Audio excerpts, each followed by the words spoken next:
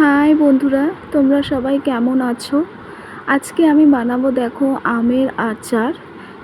একদম সিম্পলভাবে বানাবো, তোমরা দেখতে থাকো। আমি প্রথমে আমগুলো তেলে ভেজে নিয়েছি, যেটা তোমাদেরকে দেখানো হয়নি। তারপরে দেখো আমি কড়াইয়ে তেল দিয়ে দিলাম আর শুকনো লঙ্কা 5 ফোড়ন দিলাম। সেগুলো একটু লাল লাল হয়ে গেলে দেখো আমি ভাজা আমগুলো আর সাথে চিনি একসঙ্গে সব দিয়ে দিলাম।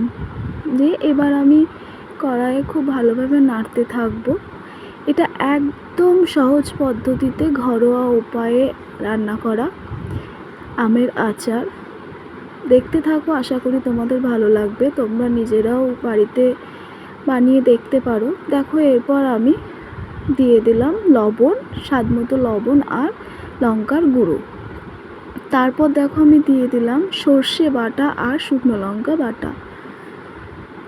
তোমরা ঝালটা নিজেদের পরিমাণ মতো, যে যেরকম ঝাল খাও সেরকম দিতে পারো। তো আমি এগুলো দিয়ে দেওয়ার পর দেখো ভালোভাবে শুধু নাড়তেই থাকবো। এটা খুবই সহজ পদ্ধতিতে, এতে বেশি উপকরণও লাগে না। অল্প জিনিস দিয়েই খুব একটা দারুণ জিনিস, মুখরোচক একটা জিনিস তৈরি হয়ে যাবে। তোমরা দেখতে থাকো আর নিজেরাও বাড়িতে তৈরি করে দেখো। আচার খেতে কার না ভালো লাগে বলো? আমাদের প্রায়ই সবারই ভালো লাগে, আর বিশেষ করে তো মেয়েদের খুবই ভালো লাগে। তো আজকে ওই রকমই একটা মুখরোচক জিনিস বানানো হচ্ছে। যদিও এটা আমি বানাচ্ছি না, এটা আমার বড় যা বানাচ্ছে। আমি ক্যামেরা ধরতে ব্যস্ত ছিলাম। দেখো কি সুন্দর কালার চলে এসেছে।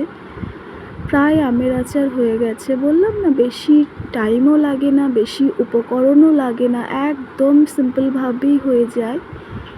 এটা আমাদের রান্না হয়ে যাবে, তারপর আমরা 2 দিন শুকোতে দেব, তারপরে আমরা খেতে পারবো। যদিও এখনও খাওয়া যাবে, খুব দারুণ খেতে হয়। দেখো হয়ে গেছে, কালারটাও দারুণ এসেছে। শুধু এটা নাড়াই এখন কাজ।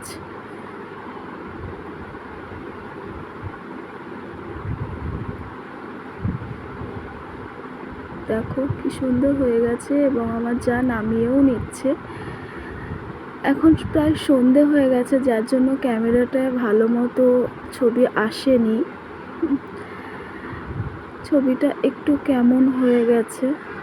যাই হোক, দেখো আচার রেডি, নামানো হয়ে গেছে। কি সুন্দর কালার এসছে, তোমরা দেখে বলো কেমন হয়েছে। আমাকে কিন্তু অবশ্যই কমেন্ট করে জানাবে। আর তোমরা বাড়িতেও ট্রাই করতে পারো, আশা করি ভালো লাগবে। তো তোমরা সবাই ভালো থেকো, সুস্থ থেকো। আজকের মতো টাটা।